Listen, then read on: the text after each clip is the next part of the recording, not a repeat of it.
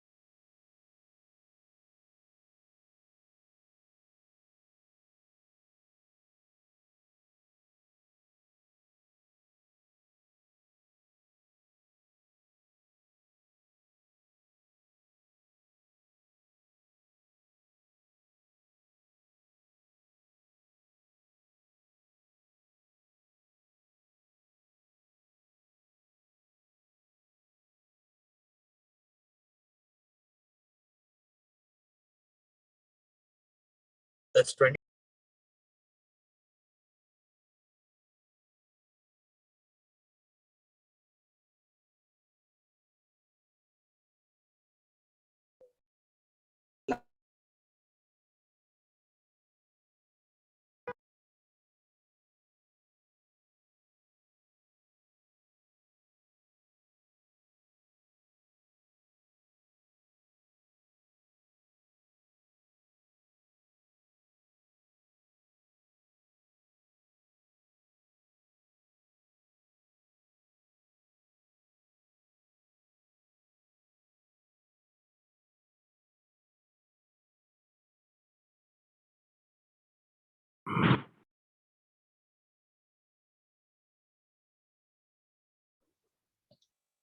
Good afternoon, students. Can you able to see the PPT screen?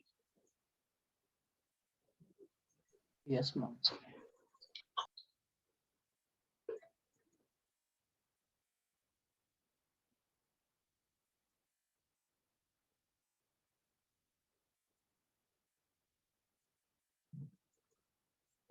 Yeah, can you able to see the PPT screen?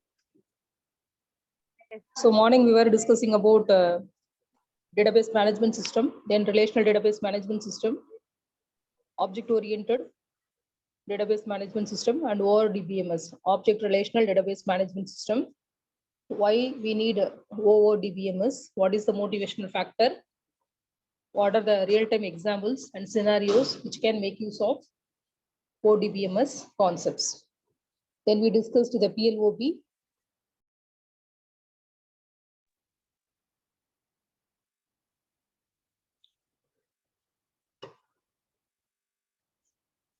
So any doubt in the previous class portion?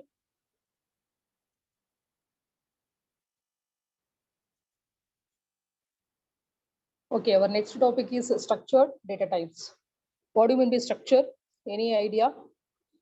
We were using sequential database management system, structured database management system, relational database management system, relational database management system, object-oriented database management system. The same way we might have studied sequential languages, structured languages, object-oriented languages, like that. So what is a structured data type? Any idea? Are you able to see the PPT screen? My voice is audible to you? Yes.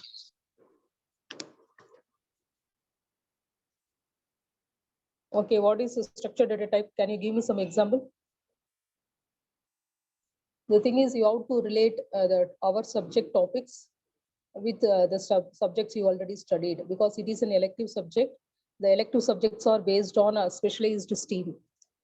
They will speak about recent trends as well as other than core subjects that will give you an additional readings. So if you relate the elective subjects with the core subjects, whatever you studied, then you can easily, the basics will come into your mind. Then you can easily understand the concepts. So I think you might have studied structured data types in C programming, C++ programming, as well as in data structures. So structure is a data type where we can group different types of data elements. If you group the same type of data elements, we'll call it as array. So array will have the same type of similar type of data elements, group of data elements. But in structure, we can take different types of data elements. So a field in structure may be integer type. Say this, if you take the student structure, we'll have serial number, USN number, subject name, marks. So the serial number will be in a integer type. USN number will be in alphanumeric type. Subject name will be in string type, and the marks of your subject will be in floating point type. So like that, we'll group different types of elements put together. We'll call it a structure, and we'll create the instance, or we'll create the members of the structure. Through the structure members, we will do the processing. Say the type constructs allows to define new types with the internal structure. Types define using type constructors are called structured types. Common types constructors include, say we'll have the rows. Say a row represents the tuples, that is the very entire set of values. A record in a table is called row, and that will give you the collection of columns. So the first column may be serial number, second column may be name, third column may be USN number, and the subject marks, total, CGPA, all those things. And the list data type will also give you a complete structure. A list means, say, the list of working days in a month, list of colors, or weekend days, list of holidays. So that is a set of predefined values can be represented by using list data type.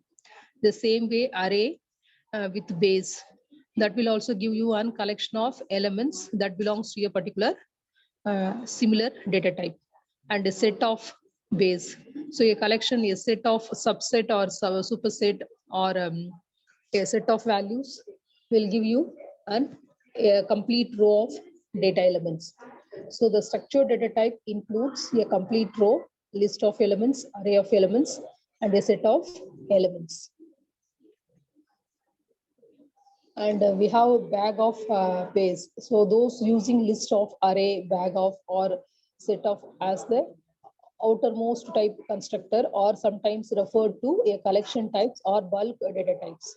So if you want to store a collection of very large amount of data, in that case, we can go for a bag of data type. So that will include a list of elements or array of elements or a set of elements that can be represented using bag of database. and we can construct more complex data types from atomic data types and user defined types using type constructor. So by using type constructor data type also, any user defined data type can be defined that can be of complex. Say if you are using any mathematical function or scientific calculations or any constraints you need to evaluate. In that case, we can go for complex. We can go for complex data types. It can process a complete set of elements. So if you take a collection of collection types, we can have set type, bag type, list type, array type, and dictionary type. A set will give you this a set of working days or set of holidays, or a group of students belongs to a particular project batch, like that. And the bag type can hold a large amount of data, but that belongs to a particular similar group. And the list data type will list out the various options, or that can list out the set of available electives or the set of subjects offered in a particular semester. So the list data type, we can checklist. We can choose from the available options. You can choose a set of elements. And you know very well array. The array can be defined. It may be a sequential array or a dynamic array. It will have the starting. It will start from 0, and the array size is fixed. So we can have a number of elements of similar type that can be represented using array data type. In the same way, dictionary type, it is like structure, will have a collection of elements and the associated descriptions that belongs to the same data type. Ma'am, what is the difference between set and list, ma'am? Yeah, set means, say we have the superset. Within the superset, we can have a subset. So a set will be defined with the framework. There will be a framework, or we can say the similar kind of objects that belongs to a particular set. If you say, if you take the set with the number of colors in rainbow, or the set of working days in a particular month, or you can say the set of regional holidays. So that will have, so there will be a similarity or some relationship between the elements in the particular set. And the same set can be subset, or there can be some superset. So a framework is defined, a hierarchical relationship is defined among the elements. So that is called set. And a list means, so the available options. So from the set, in a particular, from the set, we can create a list. So the list will have the elements which are belongs to the particular category, and that can match with the given particular condition. So you are giving list of options. So you can say if you are uploading an ID card. So these are the valid ID cards. So you can use your Aadhaar card or a PAN card, driving license, voter's ID, or you can have some like that. We will categorize which are relevant to the particular question, or that belongs to the particular category. But all the data types or belongs to the collection type. Collection type in the sense we are making some collection that is some based on some similarity, or based on the particular scenario, or based on the particular context. We are grouping the elements.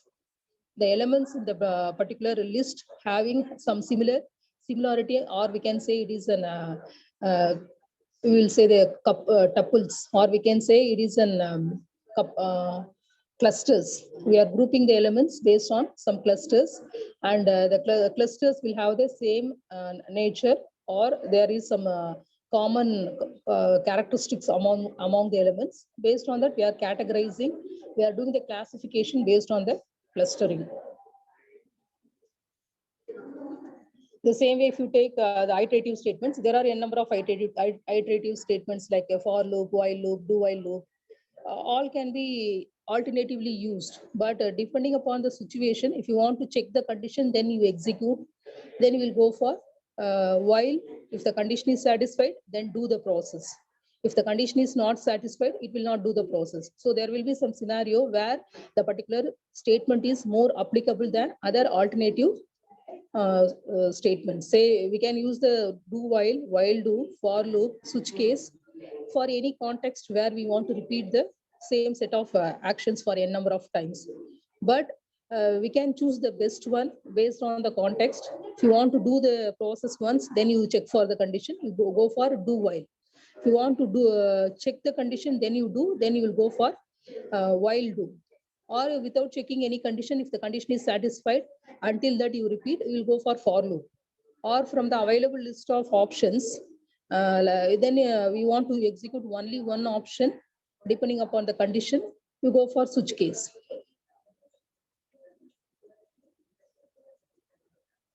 Ma'am, can't we create a list using array? Yeah, an array is similar type of elements. From the array, you can have a set, you can create a list also. It's not an issue. You can create a list from the array.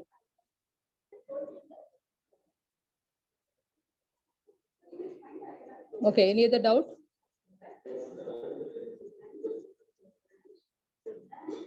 So the next subheading is object identity. And in object database systems, data objects can be given an object identifier, OID. So each and every object will be differentiated through its unique ID called OID, object ID, which is some value that is unique in the database access time. So through the OID, we can differentiate one object from all other available objects. The DBMS is responsible for generating OIDs and ensuring that an OID identifies an object uniquely over its entire lifetime. So the OID will be generated by the RDBMS, and that is maintained to differentiate that particular item from all other elements. In some systems, all tuples stored in an array table or objects and are automatically assigned unique IDs. So it's depending upon the package, the OIDs will be generated for each and every element. In other systems, a user can specify the tables for which the tuples are to be assigned OIDs. Say if you are using MongoDB, it will automatically generate the OIDs for each and every objects which we initialize. Database design for an ORDBMS. So if you are going to make use of ORDBMS in your project, so we need to consider the following aspects while designing an ORDBMS. RDBMS database design. In an RDBMS, we must store each video stream as a PLOB and each location sequence as tuples in the table.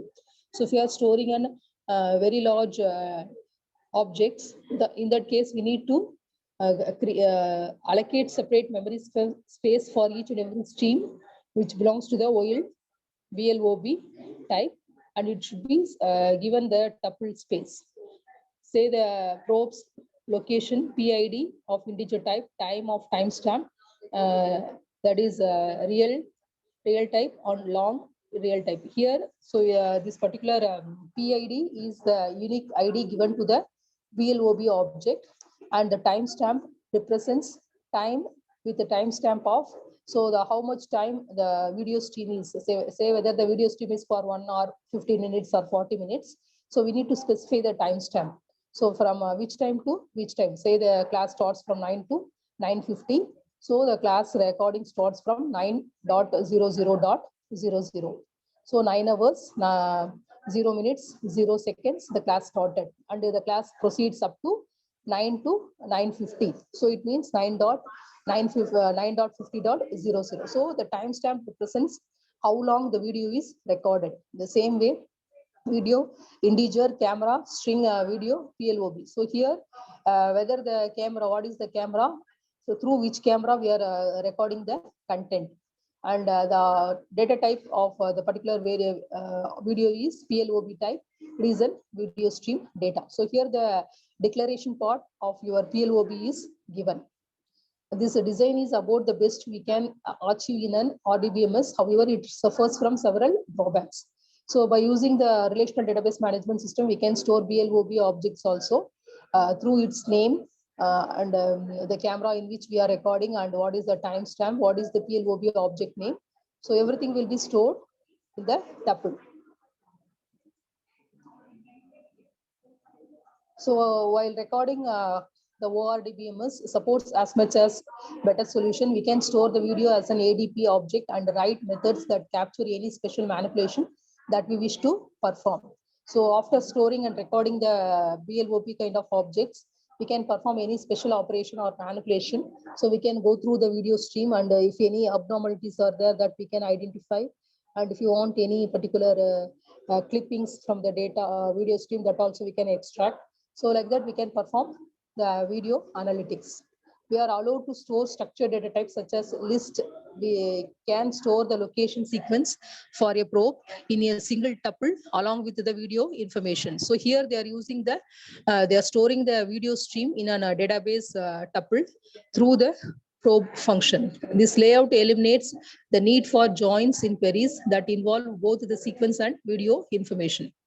So here we can give the description about the PLOB object of video, where the video is recorded. The video is about a classroom lecture, or whether it is any other function or any audio video function recordings or classroom environment or video surveillance data like that. The description about the video can be automatically generated, or we can generate on our own. And if you take the object identity, each object differences between reference type and the structured type. Whether we can perform the deletion, updation, sharing the various sharing versus copying.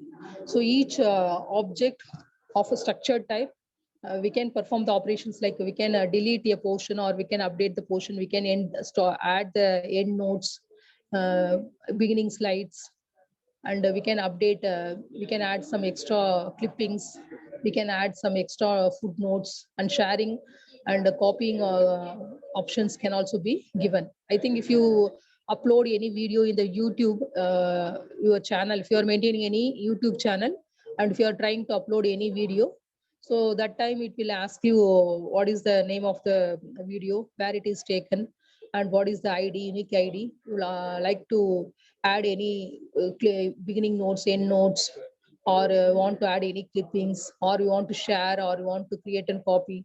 So like that, those kind of operations can be performed on any video streaming data.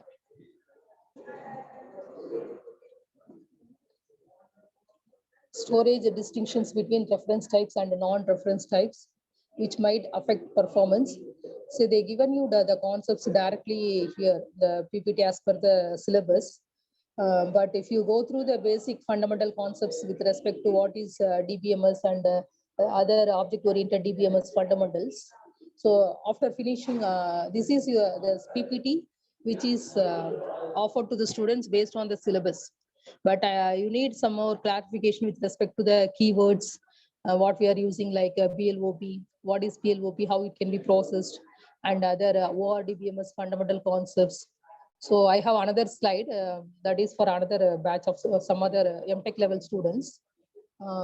So that also, after completing this module 1, for your further clarification with respect to what is DBMS, what are the base fundamental operations available in DBMS, what is RDBMS, what are the normalizations functions we are performing, then what is OODBMS, what is ORDBMS, and what is structured data types, unstructured data types, how the unstructured data types can be stored in a database, what are the different functions and open source softwares available, like MongoDB, large wide column databases, MongoDB, and Neo4j, how the graphical information can be stored. So there is another object-oriented database management system separate slide. So that we will discuss. That time we will be here the data is given as per the topics. So I think there are some new keywords, new advanced topics coming as it is without any basic clarification.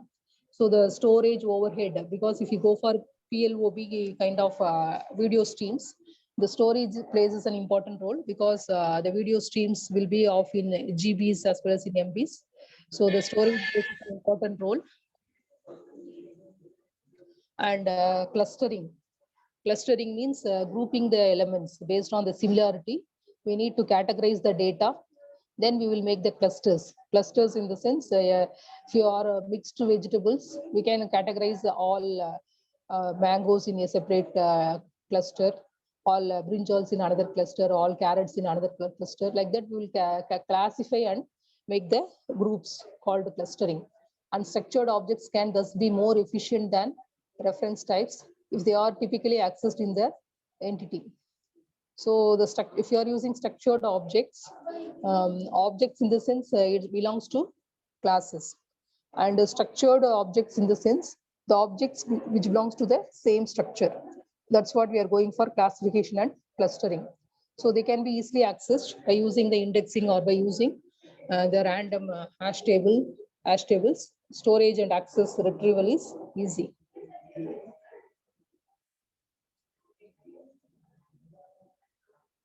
The object identity and versus foreign key. So if you are storing the data in the form of objects using an object OID, will refer to an object is similar to using a foreign key to refer to a tuple in another location or another relation. So we'll be using the primary key to the primary key is unique to the particular table. The particular primary key values will not have any redundancy, duplication, as well as consistency will be there. It will be completely normalized. But every table will have its own primary key as well as foreign key. So the foreign key is used to refer these particular elements in the another relational tables. And OID can permit to an object that is stored anywhere in the database. Through the object ID, we can access the particular object from anywhere in the database table. So the object identity and foreign key. So the object ID is used to access the particular object within the table as well as in other tables. And through the reference key or foreign key, we can refer this object from what the object belongs to the particular table to the reference table. Say if you are in your home, you will be referred as through your name, you will be identified. But when you go to school or college, they will say your name, son of so and so, or they will say the student of that particular branch, or student of third year the branch. Like that, we need another foreign reference. Extending the ER model.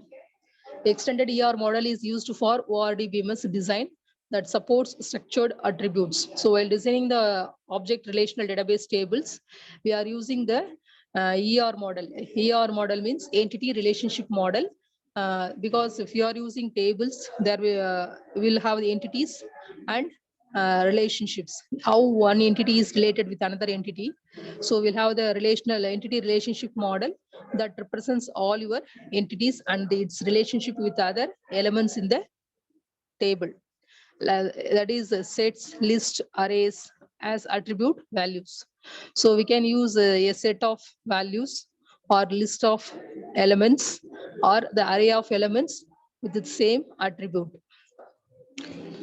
So anything can be represented by using ER model. Using nested collections offer greater modeling power, but also raise difficult design decisions.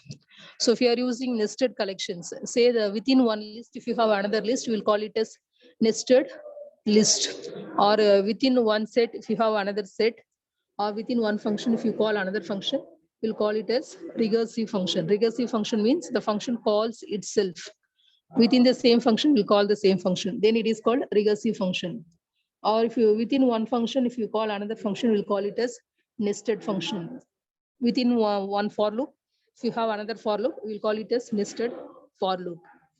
So the same way within if statement, if you have another if statement, we'll call it as nested if statement or else if ladder. So this extending the ER model will make our design, ORDBMS design, more easier. By using the ER models, the ORDBMS tables can be easily designed that can easily represent the structured attributes like sets, list, and arrays. And the nested collection of data elements can also be easily represented by using ER models.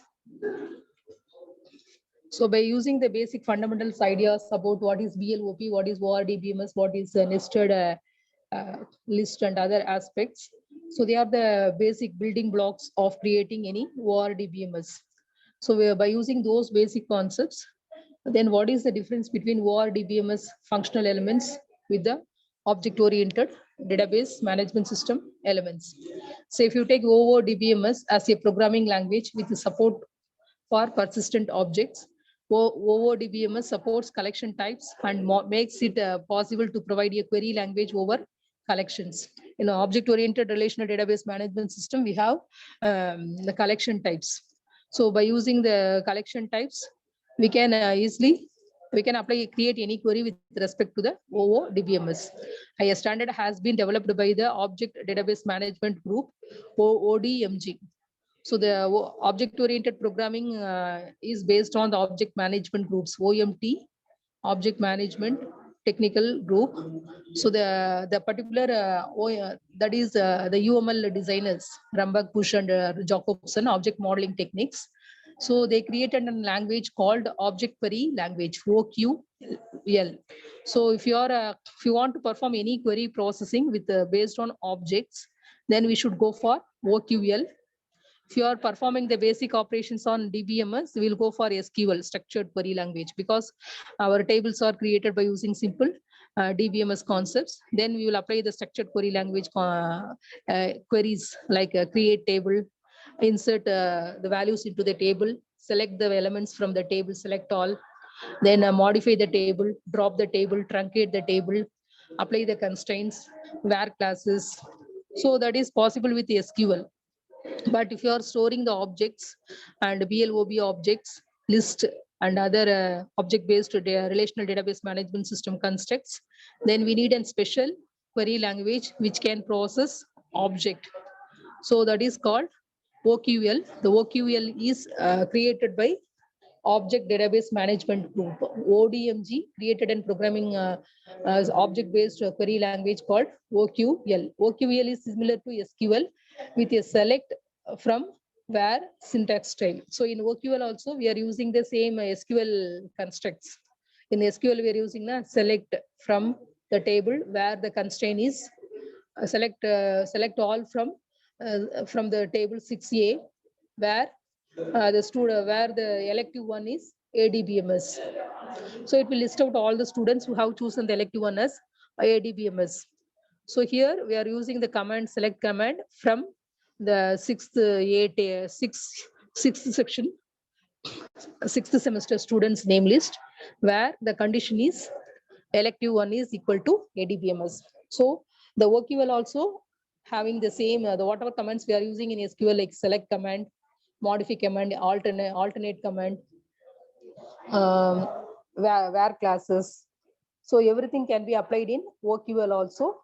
In SQL, you will use this kind of syntax. The same way in OQL also, we are using the same syntax. The OQL allows a aggregate operation count to be applied to a list to compute the length of the list. So in OQL, we have a command called count that is used to count the length of the list. So in a list of sixth semester students, we have A session 60 students, B session around 65 students. So A session is a list, B session is another list. So from the list of students of A session, we will choose only the ADBMS students. We will choose only the image processing students, or we'll choose the students who has chosen the first elective DE, 18 CS DE, 612 or 611 or 613. So each we can create a separate list depending upon their choices. OQL also supports reference types, path expressions, abstract data types, and inheritance, type extensions, and SQL style nested queries. Now, object query language also, we can apply the same operations, same constraints which are already used in SQL type. In SQL type also, we have reference types, path expressions, abstract data types, inheritance concepts, and extension and SQL style nested queries.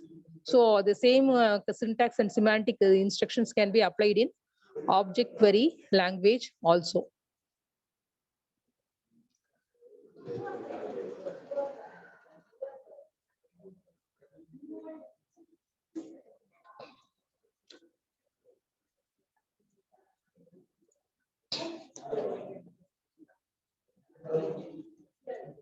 The screen is visible.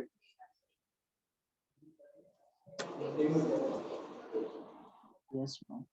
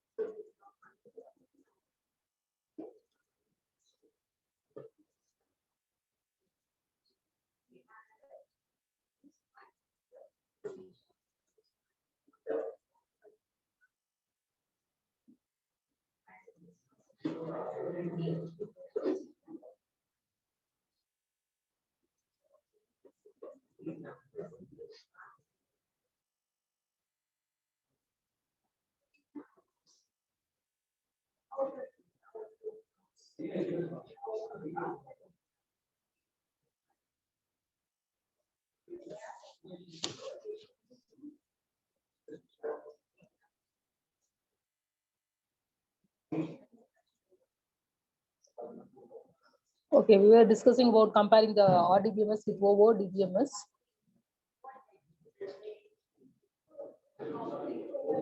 So we discussed object query language, OQL. It is created by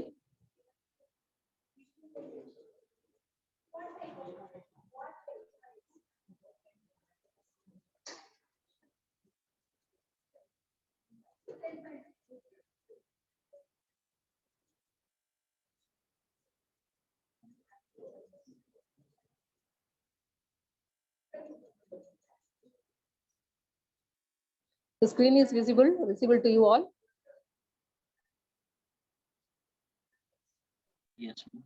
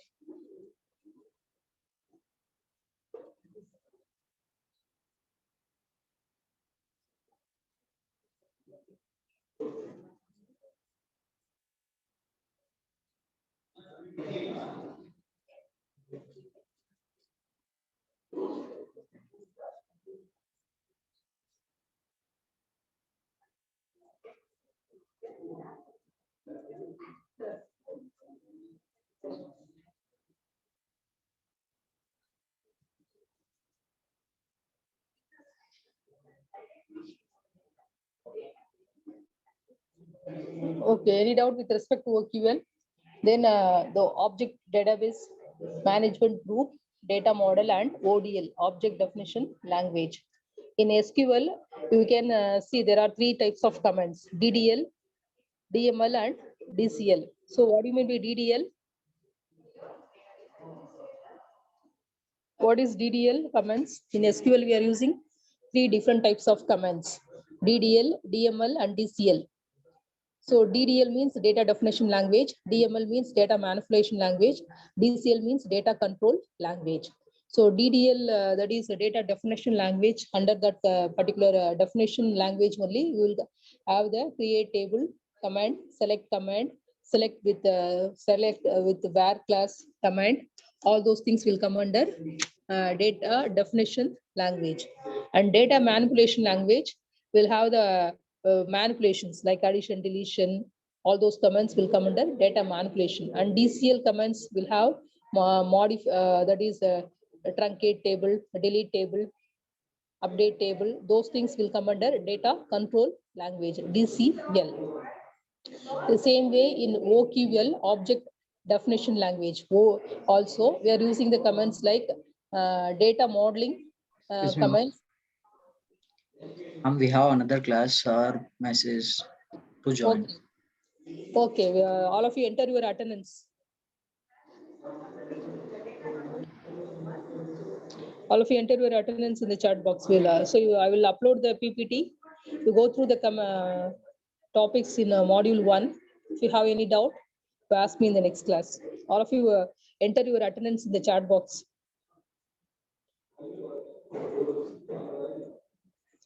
The difference between instance, entity, and object. Instance means the occurrence. So in a particular moment, what are the values stored in an object? Say if you take the object as student object S1. So if the values stored in the student object S1 is a particular student Akshita's data, so the instance is the particular data. And entity means each and every element, column values in the database. Object means object is it's an instance of a class. The object will have its own abstract elements and abstract functions.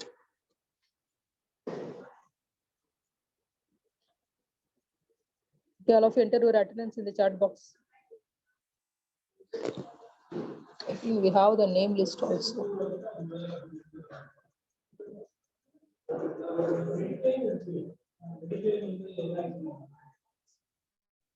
All of you entered your attendance?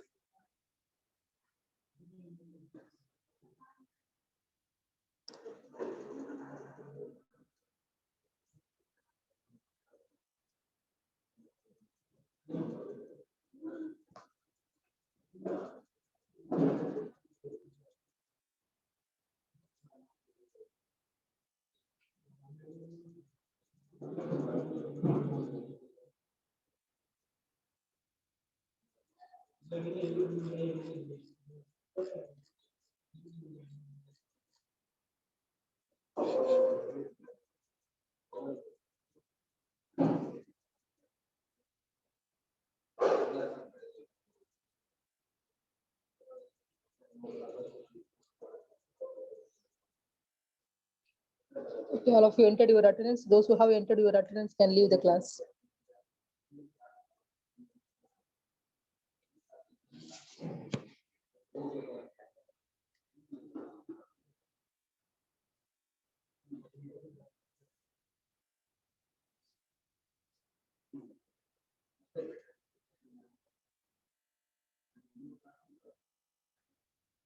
Shall I end the meeting?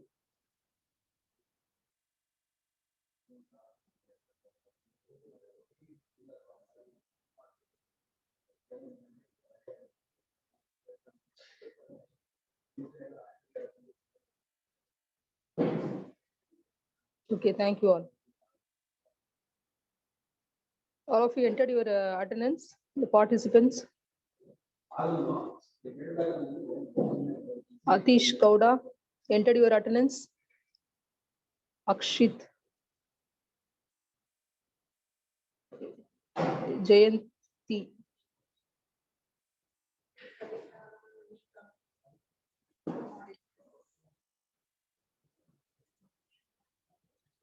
Akshit Jayantirtha. Present, ma'am. Yeah, Present, ma'am. USN Yes. 16, ma'am. Bharadwaj. You can call me Bharadwaj, ma'am.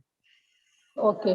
Jayasurya, Pushkara Arora, Balaji, Roshan Kumar, Shivam Gupta, Arshavardhan, Tushandra Kumar, Arvind Gowda, Shahil, Sadin Olsen, Shadvi. All of you enter your attendance. Atish Gowda entered your attendance. Okay, those who entered your attendance can leave the class. Shall I end the meeting?